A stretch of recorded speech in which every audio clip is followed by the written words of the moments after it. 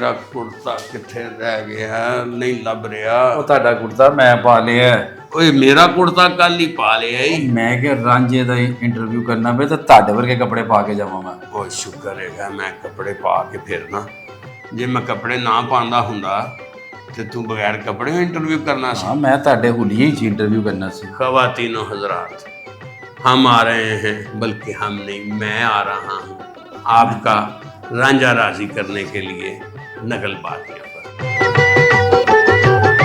और इसको देखने के लिए तैयार रहे और कहकों से लगाने के लिए उल्टबाजियाँ। आ रहा हूँ नकलबाजियों पर, आवेगा भी आवेगा रांझा साडा आवेगा। ਇੰਟਰਵਿਊ ਤੁਹਾਡਾ ਕਿੰਨੇ ਕਰਨਾ? तुसी ਉਹ ਵੀ ਦੱਸੋਗੇ। इंटरव्यू कर रहे ने ਮੈਂ हाफिज उस्मान साहब, ते तुहानू तो पता ही है कि विंगे सिंगे सवाल करता है, सियासतदाना तो सीधा आशकां ला रहा है, ते मेरा साथ तुसी देना है। इन्हें तो मैनू फसान की कोशिश करनी है।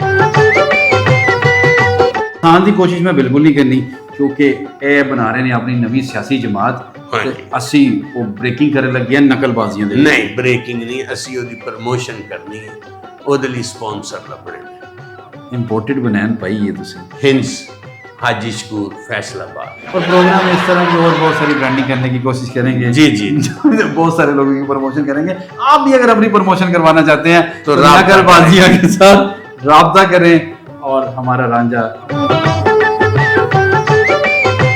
एक नया इंटरनेशनल सियासी लीडर। ये सियासी लीडर क्या है, इनकी जमात का नाम क्या है, वो सब कुछ देखने के लिए नकलबाजी का मुकम्मल एपिसोड जरूर देखें। ज़रूर समझ गए कि नहीं समझे?